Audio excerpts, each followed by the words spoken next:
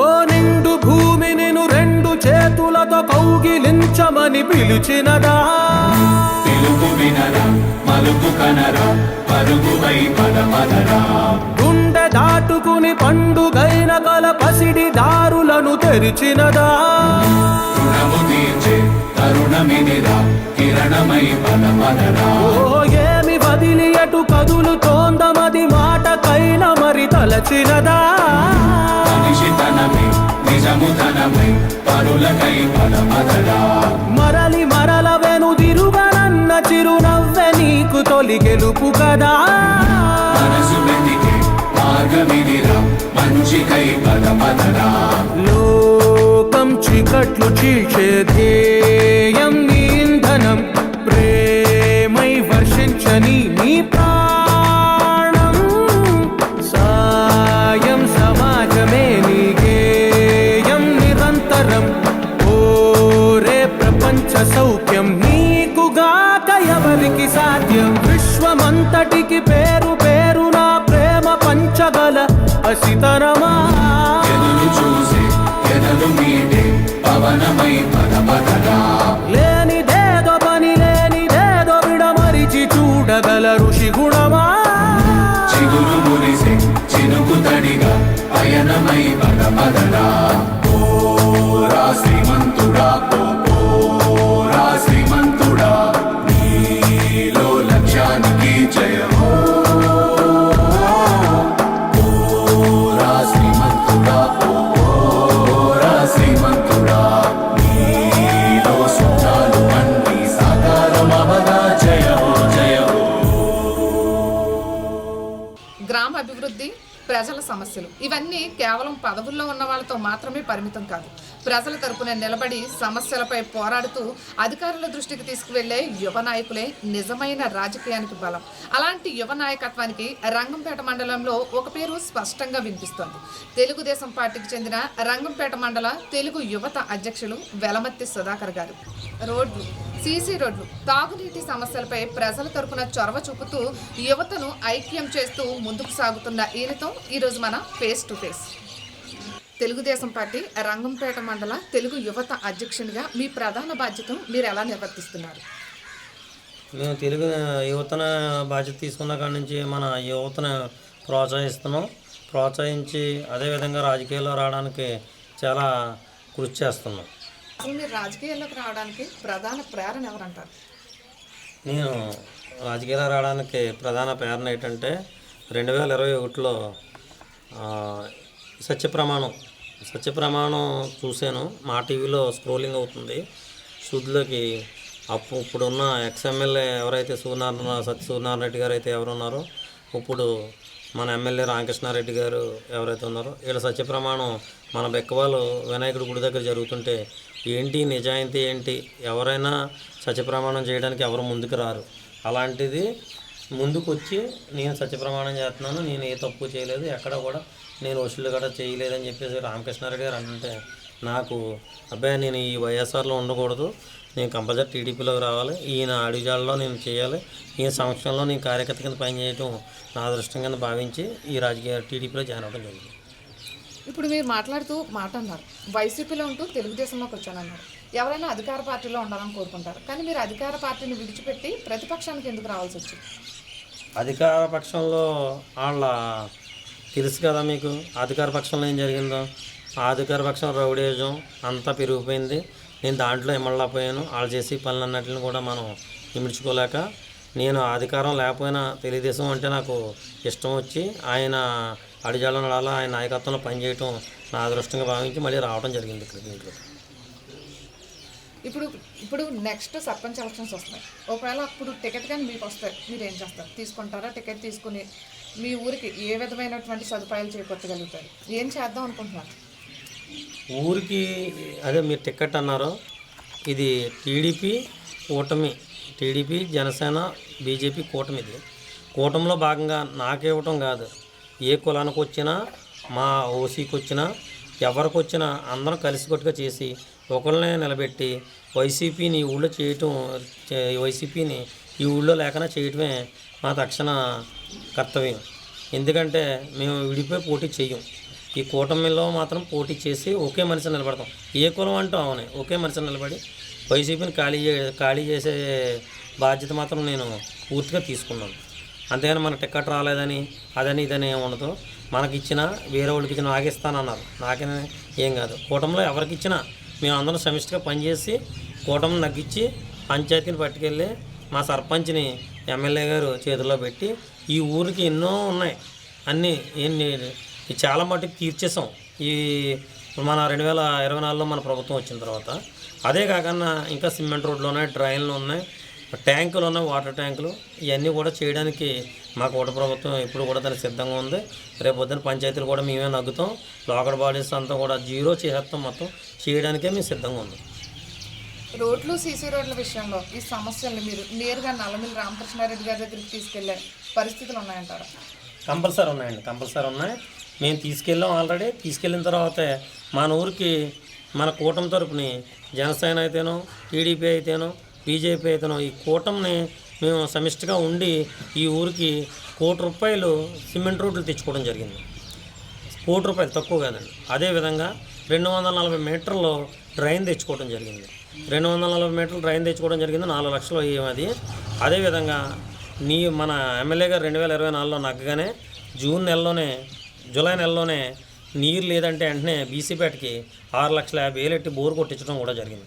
దాహాతిని తీర్చారు. అదేవిధంగా మన ఒకటి కాదు, అవి ఇందాక చూపించాను మీకు. ఇప్పుడు అంగన్వాడీ బడి ఉంది, అదంతా వాటర్ మొత్తం కిందకి పోయేది, కారిపోయేది. దాన్ని రిపేర్ చేయడానికి ₹1,40,000 మన రామకృష్ణారెడ్డి గారు దాన్ని ఇచ్చారు. ఇస్తే వెంటనే మనం పనులు చేసి ఆ పని కంప్లీట్ చేసాం. అదే కాకుండా 2020 నుంచి 2024 వరకు రంగంపేట నుంచి సింగంపల్లి రోడ్డు చాలా దారుణమైన పరిస్థితులు ఉంది. మన నీళ్ళు వేసుకున్న ఆడవారు ఎవరైనా ఉంటే చాలా ఇబ్బందులు పడిపోయేవారు. చాలా ఇబ్బంది. ఆటోల మీద వెళ్ళకపోయేవారు. ఆటోలు పోయి ఏదుంటే అది పోయేది. బండి ఉంటే బండి మీద యాక్సిడెంట్లు జరిగిపోయి అది అన్నిటిని పక్కన పెట్టి మన రామకృష్ణారెడ్డి గారు నగ్గగానే ఫస్ట్ గంట వచ్చి రంగంపేట నుంచి సింగంపల్లి తార్ రోడ్డు వేయడం జరిగింది. అదేవిధంగా ₹1 కోటి పెట్టి సిమెంట్ రోడ్లు అంటే సీసీ రోడ్లు వేయడం జరిగింది. అదేవిధంగా అంగన్వాడీ దాన్ని వాటర్ ఎప్పుడైతే పోతుందని లీకేజ్ ప్రాబ్లం ఉందని చెప్పగానే అది కూడా ₹140,000 చేయించారు. అదేవిధంగా డ్రైన్ లేదంటే రోడ్డు మీద నీరు వచ్చేస్తుందని అంటే ఆయన మనకి కార్యకర్తలకి అదే మన లీడర్స్కైనా ఆయనకి మీటింగ్ పెడితే మీటింగ్లో చెప్పగానే 240 మీటర్లు డ్రైన్ ఇచ్చారు. డ్రైన్ ఇస్తే ఆ డ్రైన్ కూడా మనం ₹4 లక్షల వ్యయంతో వేయడం జరిగింది. అదేవిధంగా బోరు కూడా కొట్టడం జరిగింది. ఎన్నో అభివృద్ధి కార్యక్రమాలు. అదేవిధంగా ఇందాక మీరు చూశారు అంబేద్కర్ గారు ట్యాచ్ ఎదుర్కొంటా ఉన్న కలవట్ ఒకటి ₹140,000 పెట్టి ఏమడం జరిగింది. ఏంటంటే అక్కడ తెలియక చాలామంది పడిపోయేవారు. తెలియక కొత్త వాళ్ళు ఎవరైనా వస్తే ఆ డ్రైన్లో పడిపోయేవారు.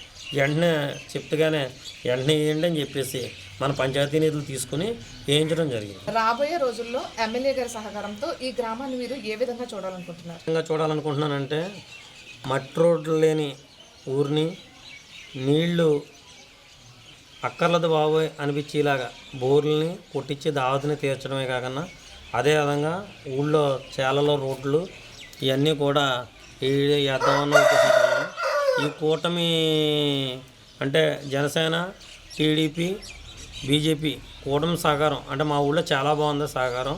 ఈ సహకారంతో ఊర్లో అన్నీ కూడా సిమెంట్ రోడ్లు, సీసీ రోడ్లు వేసి ఇంకా ఉన్నాయి, డ్రైన్లు కట్టి డ్రైన్లు ఉన్నాయి. అదేవిధంగా మొన్నే రుడా నుంచి ₹12 లక్షల శాంక్షన్ అవ్వడం జరిగింది మా ఊరికి డ్రైన్లకి. అది కూడా డ్రైన్లు వేసి ఎక్కడ కూడా మురుగునీటి సమస్యను అంతా కూడా మేము శుభ్రం చేయదలుచుకున్నాం. ఒక టైంలో రామకృష్ణారెడ్డి గారికి టీడీపీ టికెట్ ఇవ్వను అంటే నేను బీజేపీ కండువా కప్పుకోను, నేను టీడీపీ తరఫున పోటీ చేస్తాను అంటూ ఆయన వెనుతిరగడం జరిగింది. అప్పుడు మీ పాత్ర ఏంటి? మేము పెద్ద నాయకులు అందరూ కూడా బీజేపీ టికెట్ వేరే వాళ్ళకి వెళ్ళిపోయిందని చెప్పేసి అక్కడికి వెళ్ళిపోయారు. కానీ మేము మాత్రం రామకృష్ణారెడ్డి గారితో 18 రోజులు న్యాయం కోసం నల్లమిల్లి అనే ప్రోగ్రాంలో 18 రోజులు ఆర్ఎన్ఎస్లో ఆయనతో తిరుగుతూ ఆయన కోసమే మేము కష్టపడ్డామండి. ఆయన సీటు వచ్చినా రాకపోయినా ఇండిపెండెంట్గానే పోటీ చేస్తాను, ఆయన పక్కన ఉంటామని మేము చెప్పడం జరిగింది. 18 రోజులు ఏ రోజు మానలేదండి. ప్రతిరోజు ఆయన కూడా తిరిగాం. లాస్ట్కి అనివార్య కారణాల వల్ల బీజేపీ టికెట్ తీసుకున్న బీజేపీని నగ్గించడమే మా జయం అని చెప్పేసి మా ఊరు నుంచి 750 ఓట్లు మెజార్టీతోటి నగ్గించడం జరిగిందండి. ఇప్పుడు ప్రజెంట్ మనం చూసుకున్నట్టయితే యువత రాజకీయాల్లోకి రావడానికి ఎందుకు అంత ఉత్సాహంగా లేరు. యువతను మీరు ఏ విధంగా ప్రోత్సహిస్తున్నారు? యువత పట్ల మీ అభిప్రాయం? యువతని ప్రోత్సహిస్తున్నామండి. ప్రతి ఒక్కరిని వస్తున్నారండి. ఇప్పుడిప్పుడే బయటకు వస్తున్నారు. యువత రాపోవటం ఏం లేదు, బాగానే వస్తున్నారు. యువతని ఇప్పుడు యువత అధ్యక్షుడు ఇచ్చిన తర్వాత మేము మండలంలో ప్రతి ఊరు తిరుగుతున్నామండి. తిరిగి యువతని అంటే ముఖ్యంగా మా టీడీపీలో ఉన్న యువతని మొత్తం అందరినీ కూడా మేము గ్యాదర్ చేసి వాళ్ళందరికీ చెప్తున్నామండి. ప్రతి ఒక్కరు కూడా వస్తున్నారు. అదేవిధంగా యువత కింద 10 మంది కమిటీ ఉందండి. ఒకరిద్దరు కాదు, 10 మంది కమిటీ ఉందండి. ఈ కమిటీలో ప్రతి ఒక్కరు కూడా రేపు వద్దన్న ఏ విషయం వచ్చినా మేము దానికి ఎదురెళ్ళి నిలబడేలాగా యువతను తయారు చేసామండి. మాకు యువత అధ్యక్షుడు ఇచ్చిన తర్వాత తిరగటం జరిగింది. యువత ఇబ్బంది ఏం లేదండి. యువత వస్తున్నారండి, ఇప్పుడే వస్తున్నారు. యువతతోటే నియోజకవర్గమే కాదండి, ఏదైనా అభివృద్ధి అయితే యువతతోటే సాధ్యం అవుతుందని నేను యువతకి చెప్పడం జరుగుతుంది. యువత దానికి యాక్సెప్ట్ చేశారు. మీరు టీడీపీలో ఉన్నప్పుడు వైసీపీ వాళ్ళు మీ మీద కేసులు పెట్టారు అంటున్నారు, అది ఎంతవరకు నిజమండి? అది నిజమేనండి.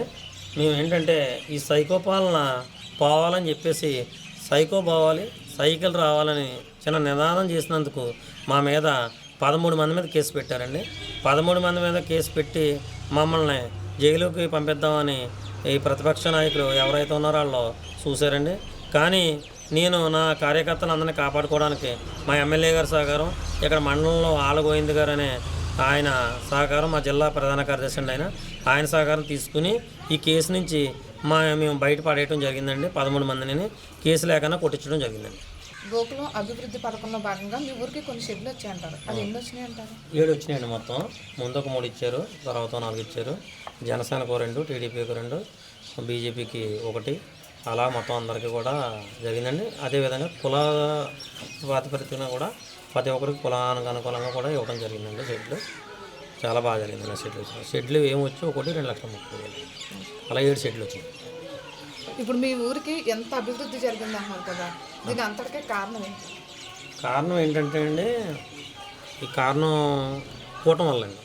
కూటమి వల్ల కారణం అండి. ఎందుకంటే బీజేపీ అండ్ జనసేన టీడీపీ ఐక్యత అండి.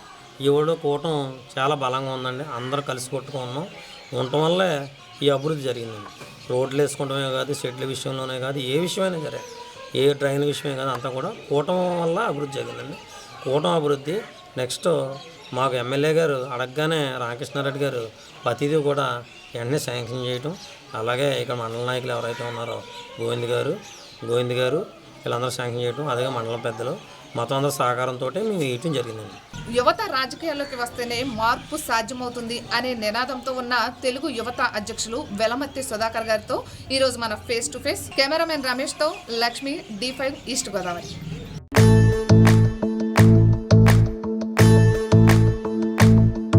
ఓ నిండు భూమి నిన్ను 2 చేతులతో కౌగిలించమని పిలిచినదా, పిలుపు వినరా మలుపు కనరా పరుగువై పదమదరా, గుండె దాటుకుని పండుగైన కల పసిడి దారులను తెరిచినదా, రుణము తీర్చే తరుణమిదిరా కిరణమై పదమదరా, ఓ ఏమి వదిలి అటు కదులుతోందమది మాటకైన మరి తలచినదా, మనిషితనమై నిజముతనమై పరులకై పదమదరా, మరలి మరల వెనుదిరుగనన్న చిరునవ్వె నీకు తొలి గెలుపు కదా, మనసు వెతికే మార్గమిదిరా మంచికై పదమదరా, లోకం చీకట్లు చీల్చే ధ్యేయం నీ ఇంధనం, ప్రేమై వర్షించని నీ ప్రాణం, సాయం సమాజమే నీ